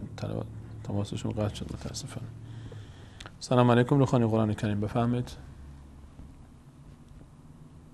سلام بر شما بیننده گرامی، بفرمایید. رو خط هستید، صحبت کنید. سلام علیکم، روخانی قرآن کریم، بفرمایید. الو. سلام بر شما، بفرمایید. الو. سلام بر شما، برنامه روخانی قرآن کریم، خودتون رو معرفی میکنید؟ خسته نباشید. سلامت باشید خواهرم. با تلفن صحبت کنید. صدای تلویزیونتون رو ببندید. صدای تلویزیون رو خواهرم صدای تلویزیونتون رو ببندید، با تلفن صحبت کنید. صدای شما داره پخش میشه. بفرمایید. سلام علیکم. خسته نباشید. سلامت باشید. متشکرم. ببخشید استاد، من میخواستم بگم من آرزومه که قرآن یاد بگیرم ولی هر کاری میکنم نمیتونم. چیکار کنم؟ شما برنامه‌های ما رو دارید پیگیری میکنید؟ حتما. من انشاءالله امیدوارم که شما با پیگیری همین برنامه‌های روحانی قرآن کریم انشاءالله روحانی قرآن کریم رو کاملا یاد بگیرید و انشاءالله راه بیفتید در این مورد. انشاءالله. امر دیگری هم دارید؟ صداتون داره پخش میشه، با تلفن صحبت کنید. ببخشید استاد، من قرآنو کل ختم قرآنو تو گوشیم ضبط کردم. بله. هم گوش میدم هم کلمه قرآنو میخونم. آیا این ثواب داره؟ بعضیاشو اشتباه میگم، نمیدونم چیکار کنم. چشم، انشاءالله صحبت خواهم کرد، این رو پاسخ هم داد. امر دیگری هم دارید؟ خیلی ممنون. خدا هدایتتون بده. آمین آمین. همین ما مسلمین رو انشاءالله. موفق باشید. متشکرم از تماستون. سلام علیکم. روحانی قرآن کریم بفرمایید. سلام، خسته نباشید. سلام علیکم احسان جان. وصال حق. وصال حق مثل اینکه برنامه دیگری هستن. سلام بر شما، بفرمایید. من سوره حمد بخونم. خودتون معرفی میکنید؟ نظیر احمد از ایران. نظیر احمد جان خوش آمدید، بفرمایید. اعوذ بالله من الشیطان الرجیم. بسم الله الرحمن الرحیم. الحمد لله رب العالمین الرحمن الرحیم مالک یوم الدین إياك نعبد وإياك نستعين اهدنا الصراط المستقيم صراط الذين أنعمت عليهم غير المغضوب عليهم ولا الضالين آمین. صدق الله العظیم. ماشاءالله. نظیر احمد جان فقط حواستون باشه که کلمه اهدنا ه رو زیاد نکشید، اهدنا نشه. اهدنا. ماشاءالله. احسن. چند سالته نظیر احمد جان؟ 14. برادرم من میخواست سوره حمد بخونم. بفرمایید. بسم الله. أعوذ بالله من الشيطان الرجيم. بسم الله الرحمن الرحيم. الحمد لله رب العالمين الرحمن الرحيم مالك يوم الدين إياك نعبد وإياك نستعين اهدنا الصراط المستقيم صراط الذين أنعمت عليهم غير المغضوب عليهم ولا الضالين آمين. صدق الله العظیم. ماشاءالله ماشاءالله. اسمتونم بگید بهم. مسلم جان. مسلم جان سلام بر شما و بر مردم شهر حافظان قرآن زاهدان.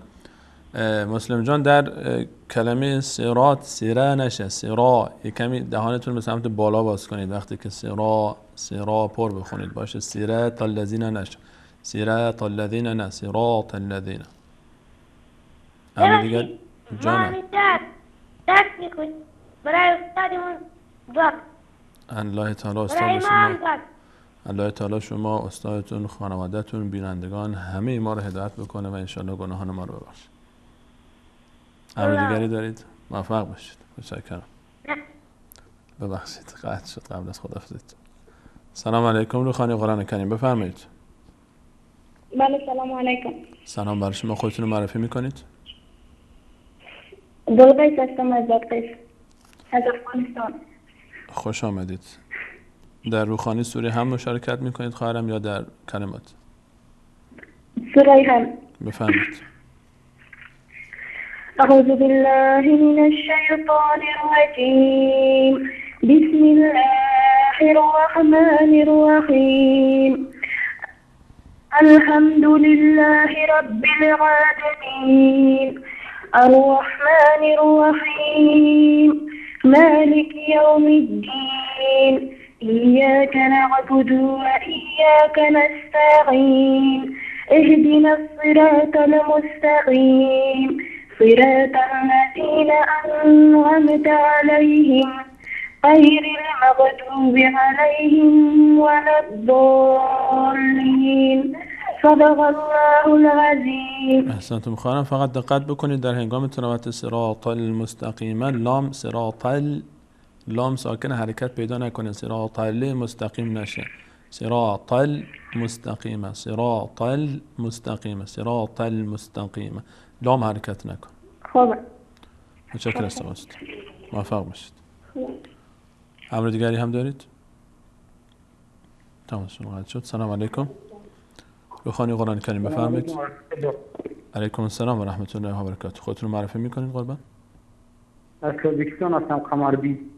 قمردین جان از تاجیکستان. نغزین تنجن انشاءالله. تین شکر خدا. بفرمایید. در سوره حمد مشارکت میکنید یا در کلمات؟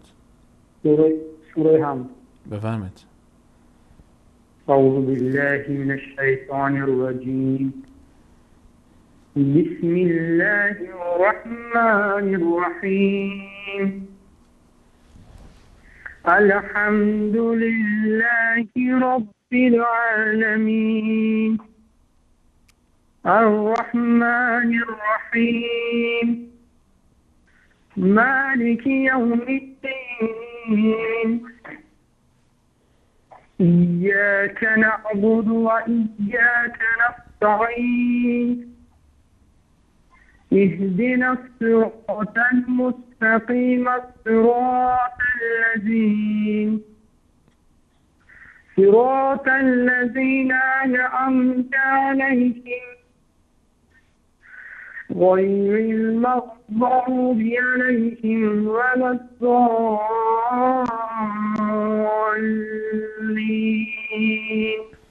آمین. احسنتم. ماشاءالله ماشاءالله قمردین جان. فقط در مسئله صراط الذین انعمت علیهم اگر اینجا وقف میکردید بهتر بود تا اینکه ادامه بدید دوباره مجبور بشید از اول آیه قبل رو تکرار بکنید. امر دیگری هم دارید؟ نه تشکر. متشکرم. موفق باشید. الله تعالی شما رو حفظ بکنه. آمین. متشکرم. سلام علیکم. رو خوانید قرآن کریم بفرمایید. سلام علیکم. سلام علیکم. خودتون رو معرفی میکنید؟ اسما هستم از افغانستان. اسما خانم حال شما چطوره؟ خوبی عمو جان؟ الحمدلله. در سوره حمد ما شرکت میکنید عمو جان یا در روخانی بله. کلمات؟ سوره حمد میخونید. بسم الله. اسما خانم بفرمایید. رو خطی درس خود هستید عمو جان یا رفتید؟ ظاهرا صداشون قطع شده متاسفم. سلام علیکم. رو خوانی قرآن کریم بفرمایید. سلام علیکم بفرمایید. سلام علیکم.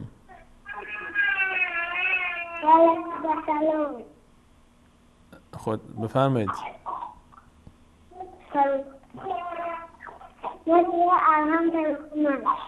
بسم الله بفرمایید. اسمتون چیه عمو جان؟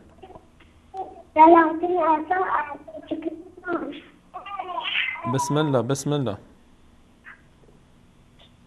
بسم الله الرحمن الرحيم الحمد لله رب العالمين الرحمن الرحيم مالك يوم الدين إياك نعبد وإياك نستعين اهدنا الصراط المستقيم صراط الذين أنعمت عليهم غير المغضوب عليهم ولا الضالين. ماشاءالله ماشاءالله. اسمتون چیه عمو جان؟ نامتون چیه؟ صلاح الدین جان. ماشاءالله. چند ساله هستین شما؟ 6 ساله. ماشاءالله ماشاءالله ماشاءالله. الله تعالی به شما جزای خیر بده، به والدین شما، به اساتید شما، به همه همسن و سالای شما. ماشاءالله از تلاوت شما نمیشه عیب گرفت. کودکی در این سن و سال انقدر زیبا تلاوت بکنه نباید عیب گرفت. امر دیگری دارید عمو جان؟ متوجه نشدم چی فرمودید. متشکرم. تشکر هستم واسه شما. حتما دعا میکنیم برای شما. شما برای ما دعا کنید. شما برای ما دعا کنید عمو جان. نه. متشکرم. سلام برسونید به بغل دستیتون ان شاءالله. موفق باشید. سلامت باشید.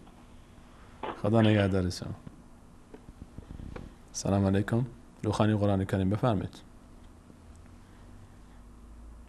سلام بر شما بیننده گرامی. رو خط هستید بفرمایید. سلام علیکم. روخانی قرآن کریم بفرمایید.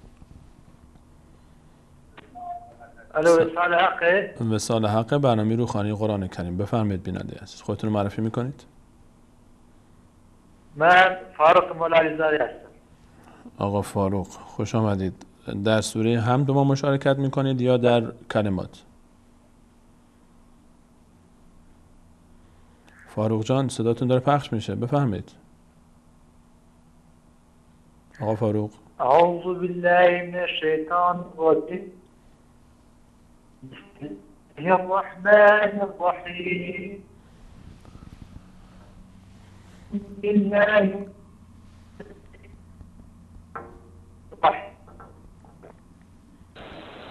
مالك يوم الدين.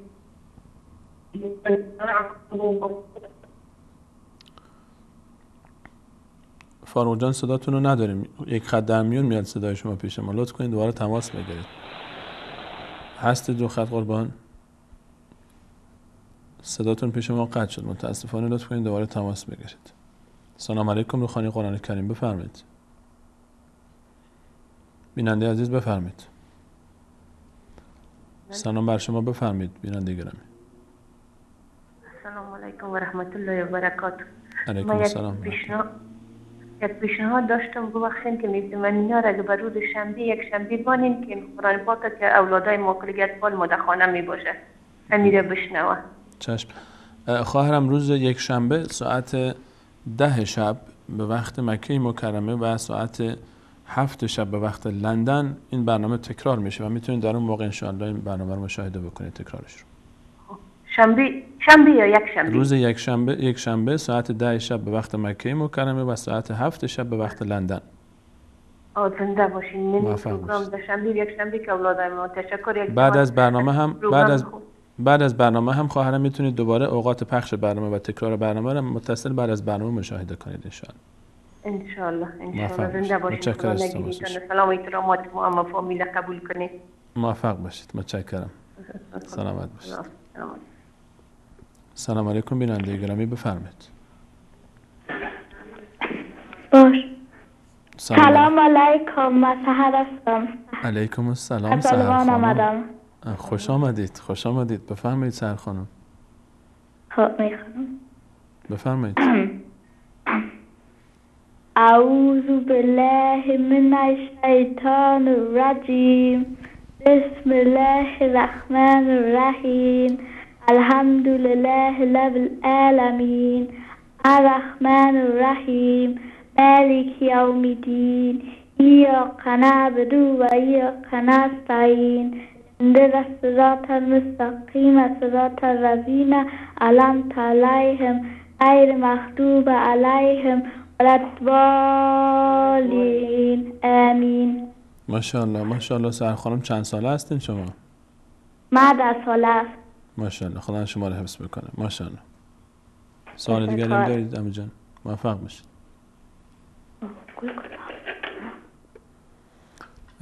از تلاوت نونهالانی که در اروپا بزرگ میشن قرآن میخونن و به هر حال طبیعتا همین تلاوت همه ما خالی از نقص نیست. هیچ کدوم از تلاوت ما و از این عزیزان آدم دلش نمیاد ایراد بگیره چون واقعا میدونم که در راه تعلیم هستن و در راه آموزش هستن. الله تعالی امثال اینها رو زیاد بکنه در امت.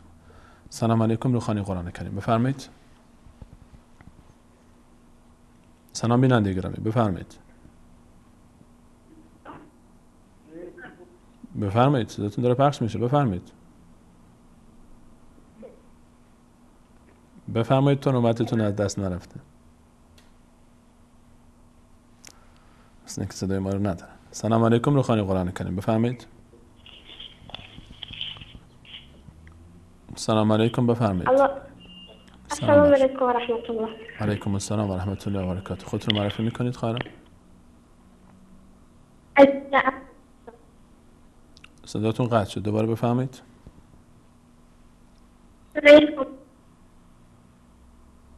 بفهمید سوره حمد رو میخونید یا در کلمات با مشارکت میکنید؟ سوره حمد. بفرمایید. اعوذ بالله من الشیطان الرجیم. بسم الله الرحمن الرحیم. الحمد لله رب العالمين الرحمن الرحيم مالك يوم الدين إياك نعبد.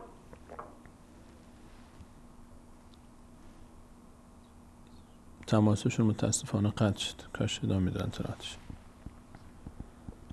سلام علیکم. سلام علیکم. بیننده گرامی بفرمایید، صدای ما را از تلفن بشنوید. سلام بر شما بیننده گرامی بفرمایید. بینندگان عزیز، وقتی که صدای بنده را از تلفن شنیدید دیگه منتظر نباشید تا صدای خودتون رو هم و صدای ما را از تلویزیون هم بشنوید، چون صدا از طریق تلویزیون حدود 10 ثانیه حداقل تأخیر داره. صدای شما داخل استودیو وقتی که وارد میشه با تلفن 10 ثانیه بعد حدوداً از طریق تلویزیون به شما میرسه تا بره رو آنتن برگرده به سمت شما طول میکشه. به همین خاطر هر وقت که تلفن سلام من رو شنیدید صدای تلویزیونتون رو قطع کنید، از طریق تلفن صحبت کنید. و اینو بارها در برنامه‌های مختلف هم خدمت شما عزیزان تذکر دادیم. منتظر نباشید تا صدای ما از تلویزیون بشنوید. سلام علیکم. روخانی قرآن کریم بفرمایید. سلام بر شما بفرمایید بیننده گرامی. سلام علیکم. روخانی قرآن کریم بفرمایید. سلام. سلام بر شما برادرم بفرمایید. حکومت هستم از رایان توسلی. لقمان جان خوش آمدید. سوره حمد رو میخونید یا کلمات رو مشارکت میکنید؟ سوره حمد.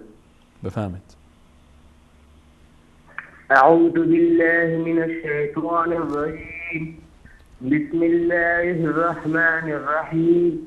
الحمد لله رب العالمين الرحمن الرحيم مالك يوم الدين إياك نعبد وإياك نستعين اهدنا الصراط المستقيم صراط الذين أنعمت عليهم غير المغضوب عليهم ولا الضالين آمين.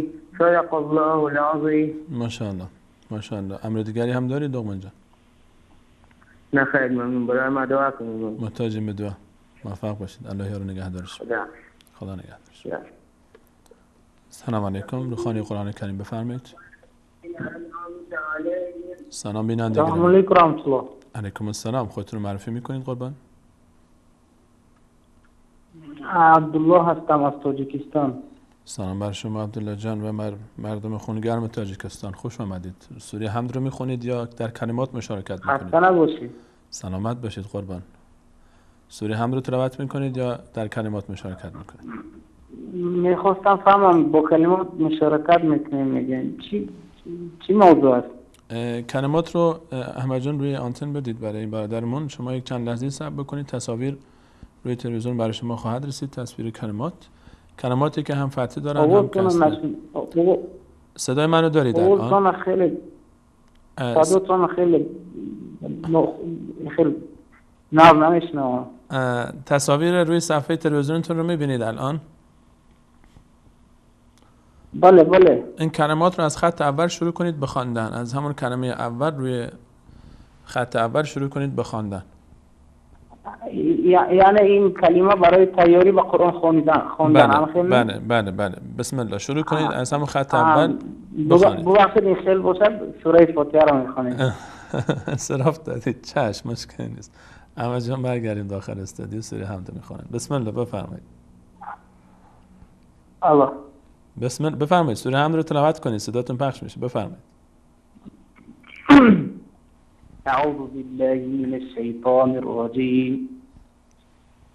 بسم الله الرحمن الرحیم.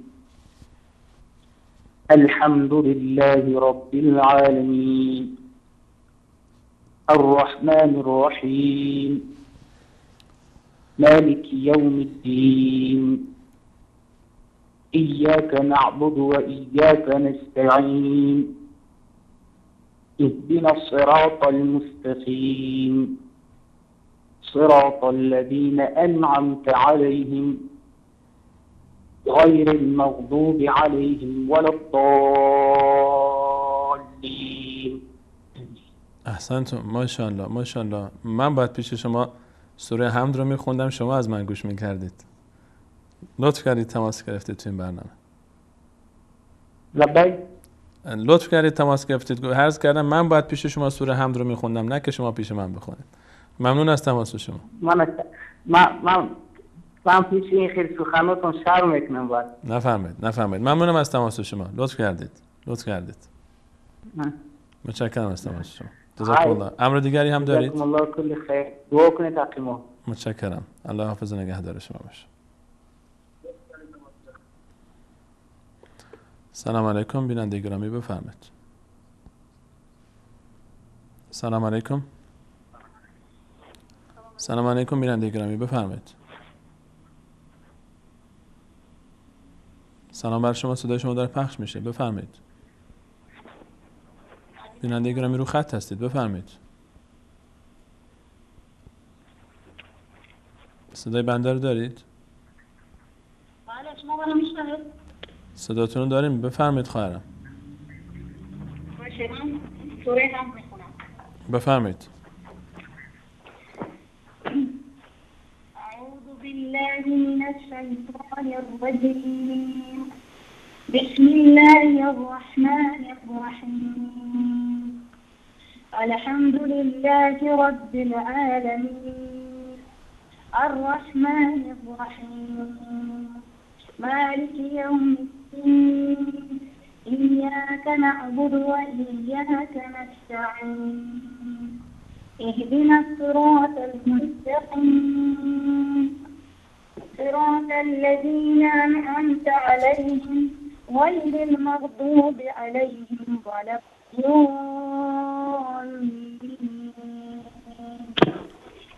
احسنتم، ماشاءالله ماشاءالله، بسیار عالی بود.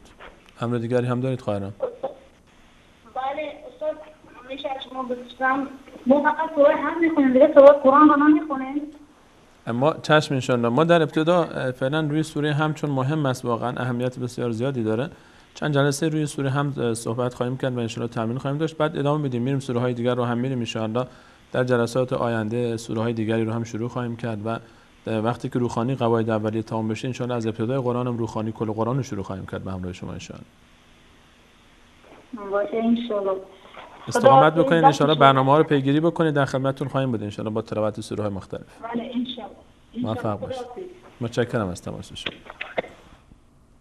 همونجوری که خدمت خواهرمون عرض کردم و شما بینندگان عزیز، ما انشالله سوره هم دقیقاً چون واقعا مهمترین سوره کلام الله مجید هست و به اسم ام الکتاب مشهوره و واقعا در هر رکعتی از نماز نیاز داریم به اون، ما سعی می‌کنیم برای اینکه بیشتر دقت بکنیم روی نکاتی از سوره هم. چند جلسه ان شاءالله روی سوره هم خواهیم بود. بعد شروع می‌کنیم سوره‌های کوچکتری که در نماز خونده میشه ان شاءالله. از آخر قرآن شروع می‌کنیم سوره‌های کوچکتر رو و قواعد روحانی که تمام بشه ان شاءالله روحانی رو از صفحات مختلف قرآن کریم پیگیری خواهیم کرد به همراه شما ان شاءالله. فقط استقامت بفرمایید. من تازه برنامه سومه که برنامه اولم فقط مقدماتی درباره آشنایی با خود قرآن کریم بود. ما هنوز در ابتدای راهیم ان شاءالله، عجله نکنید بینندگان عزیز و به مسیر ان شاءالله همراه ما باشید. به همه خواستهاتون خواهید رسید ان شاءالله. سلام علیکم. روخانی قرآن کریم، بفرمایید. سلام. سلام بر شما، بفرمایید. احسان هستم از ربط. احسان جان صداتون قطع شد دفعه قبل، بفرمایید برادرم. بله. بفرمایید احسان جان، بفرمایید، صداتون داریم. سوره حمد را بفرمایید. سوره حمد رو گوش میکنیم، بفرمایید. بسم الله. اعوذ بالله من الشیطان الرجیم. بسم الله الرحمن الرحیم.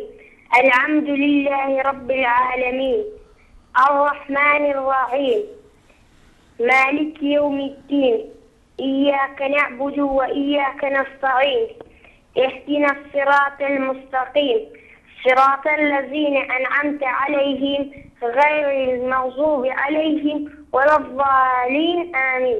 احسنتون ماشاءالله. احسان جان چند سالته؟ 11. ماشاءالله. چند سوره حفظی؟ چقدر تلاوت کردی تا حالا؟ خدا نگهدار. خدا نگهدارش. متشکرم. سلام علیکم. روخانی قرآن کریم بفرمایید. و علیکم السلام و رحمت الله و برکاته. خودتون معرفی میکنید قربان؟ به سال حق. به سال حق. و صدای شما داره پخش میشه برنامه روخانی قرآن کریم. من از تاجیکستان حقداد. اسمتونم میگید قربان؟ نفهمیدم. نامتان؟ حقداد. حقداد. خوش آمدید به وصال حق. سوره حمد رو میخونید یا در کلمات با ما مشارکت میکنید؟ سوره حمد رو میخونم. بسم الله. میشنویم قربان. اعوذ بالله من الشیطان الرجیم. بسم الله الرحمن الرحیم. الحمد لله رب العالمین الرحمن الرحیم مالک یوم الدین ایاک نعبد و ایاک نستعین اهدنا الصراط المستقیم صراط الذین انعمت علیهم غیر المغضوب علیهم ولا الضالین آمین. ماشاءالله. برادرم فقط کلمه انعمت را دقت کنید. انعمت نون حرکت نکنه، انه نشه. انعمت. انعمت الرحمن. نون انعمت علیهم. امر دیگری هم دارید؟ متشکرم از تماس شما. موفق باشید. سلام علیکم. روخانی قرآن کریم بفرمایید. بیننده گرامی بفرمایید. صدای شما داره پخش میشه. بفرمایید. سلام بر شما. بفرمایید. قطع شد تماسش. سلام علیکم. روخانی قرآن کریم بفرمایید. سلام علیکم. سلام علیکم. علیکم السلام. بفرمایید. خودتون رو معرفی میکنید؟ من میخواهم با آقای سلیمانی هستم. صدای شما سلیمانی هستم و صدای شما داره پخش میشه در برنامه به صورت زنده. خودتون رو معرفی میکنید؟ یابن. در سوره حمد ما مشارکت میکنید یا در خواندن کلمات خواهرم؟ در سوره حمد. بفرمایید. اعوذ بالله من الشیطان بسم الله الرحمن الرحیم الحمد لله رب العالمین الرحمن الرحیم مالک یوم الدین ایاک نعبد و ایاک نستعین اهدنا الصراط المستقیم صراط الذین أنعمت عليهم غير المغضوب عليهم ولا الضالين آمین. دقت کنید که در کلمه اهدنا الصراط کلمه نون به صاد میچسبه. اهدنا الصراط. نگید اهدنا الصراط. اهدنا الصراط المستقیم. امر دیگری هم دارید؟ متشکرم از تماسشون. موفق باشید. سلام علیکم. روخانی قرآن کریم بفرمایید. سلام علیکم و رحمت الله. علیکم السلام و رحمت الله و برکاته. لطف میکنید صدای تلویزیونتون رو ببندید. خب با آقای سلیمانی حرف بزنم. سلیمانی هستم. خودتون رو معرفی میکنید؟ صاحب هستم از تاجیکستان. خوش آمدید. در سوره برادر میخوام در سوره حمد رو میخوام تلاوت کنم. بفرمایید. اعوذ بالله من الشیطان الرجیم بسم الله الرحمن الرحیم الحمد لله رب العالمين الرحمن الرحيم مالك يوم الدين إياك نعبد وإياك نستعين اهدنا الصراط المستقيم صراط الذين أنعمت عليهم غير المغضوب عليهم ولا الضالين. احسنتم. صدق الله العظیم. ماشاءالله ماشاءالله. جزاکم الله خیرا. موفق. امر دیگری هم دارید؟ آقای سلیمانی ببخشید از شما یک سوال داشتم. در خدمتتون هستم، بفرمایید. برادر بخشش گفتم امی یک چیز میخوام بفهمم که همین برادرای تاجیک ما با شما همکاری دارن از تاجیکستان. پاسخ هم داده انشالله. چشم خب در امان خدا. موفق باشید. سلام علیکم. خب سلام علیکم. روخانی قرآن کریم بفرمایید. سلام علیکم. روخانی قرآن کریم بفرمایید. بیننده گرامی سلام بر شما، بفرمایید. الو. سلام علیکم. یک بار دیگه خودتون در سوره هم مشارکت میکنید یا در کلمات قربان؟ سلام علیکم. بفرمایید. صداتون رو داریم. سلام عرض کردم خدمت شما. بسم الله. خوش آمدید. بسم الله بفرمایید. میخواستم سوره هم بسم الله بفرمایید. تلاوت بفرمایید. بسم الله الرحمن الرحیم. الحمد لله رب العالمین الرحمن الرحیم مالک یوم الدین إياك نعبد وإياك نستعين اهدنا الصراط المستقيم صراط الذين أنعمت عليهم غير المغضوب عليهم ولا الضالين آمين. ماشاءالله ماشاءالله. الله برکت عنایت بکنه در تلاش شما و در تلاوت شما. امر دیگری هم دارید؟ نه. متشکرم. موفق باشید. سلام علیکم. روخانی قرآن کریم بفرمایید.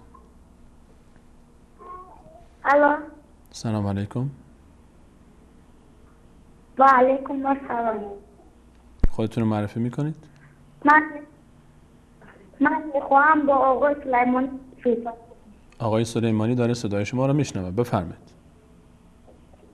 من میخواهم تمرین ها رو میخواید با ما همراهی باشید. احمد جان تصویر رو روی صفحه بدید برای این بیننده گرامی. شما این تمرین ها رو هر وقت که تصویر این تمرین ها روی صفحه مشاهده کردید شروع کنید به خواندن از خط اول کلمه اول. بسم الله.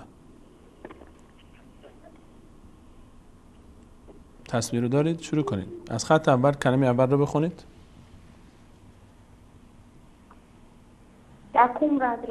از بالا سمت راست شروع کنید به خوندن. بسم الله.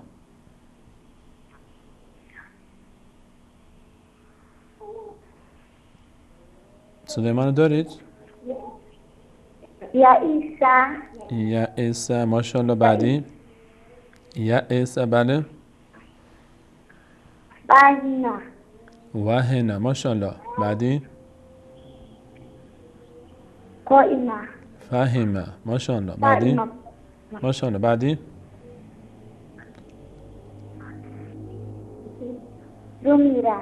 ضميرة. ماشاءالله. بعدی ركض. احسنتم. خط بعدی رو شروع کنید.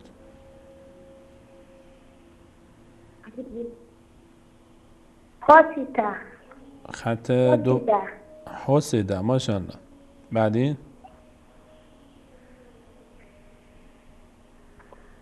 سأواه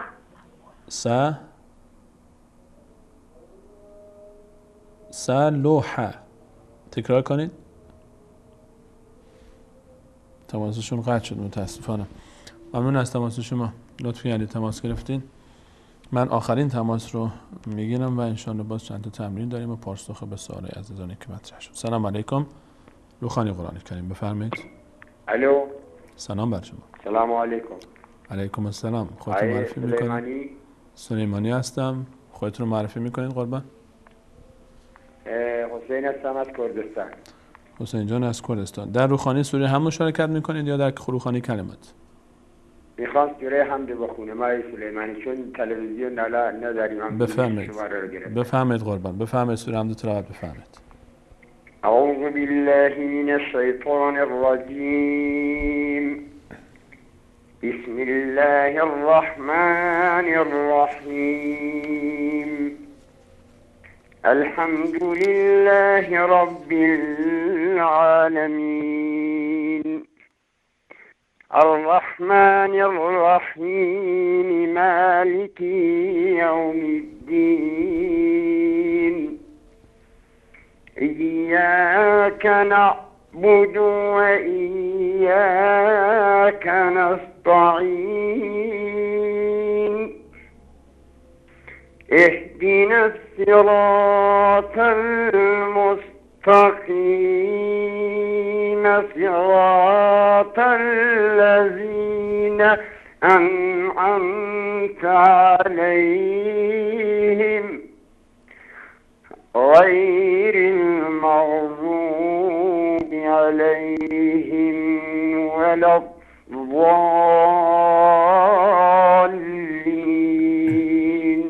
آمين.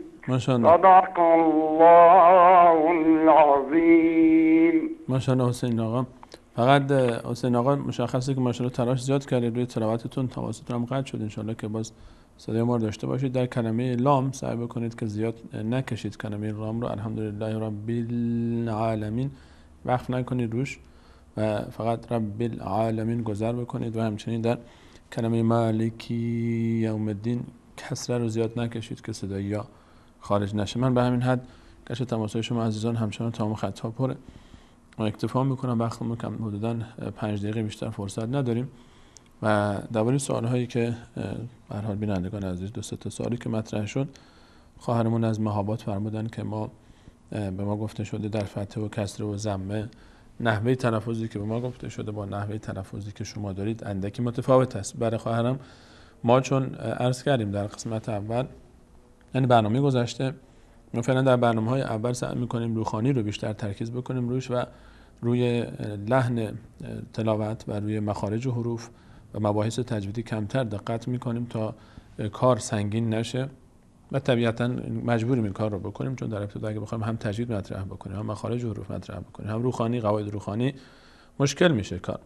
اما شما همون چیزی رو که اساتید به شما گفتن همون لحن عربی رو سعی بکنید دقت بکنید. ان شاءالله ما هم به لحن عربی خواهیم رسید و به هر حال ان شاءالله در برنامه‌های آتی در بعد از تمام شدن قواعد روخانی و شروع تجوید سعی می‌کنیم ان شاءالله نحوه تلفظ خودمون رو هم طبق برنامه تغییر بدیم. ما فعلا اول به خاطر اینکه کار سخت‌تر نشه همینجوری فارسی داریم میریم تا اول خود روخانی رو تمرین بکنیم، تأکیدی روی این داریم و ان شاءالله بعد از اون به تجوید هم خواهیم رسید. خواهری که پرسیدن من روخانی رو گوش میکنم و قرآن رو کامل در گوشی دارم و گوش میکنم و احیانا در خواندن هم دچار اشتباه میشم. آیا الله تعالی من اجر و پاداشش رو خواهد داد؟ حتما این گونه هست.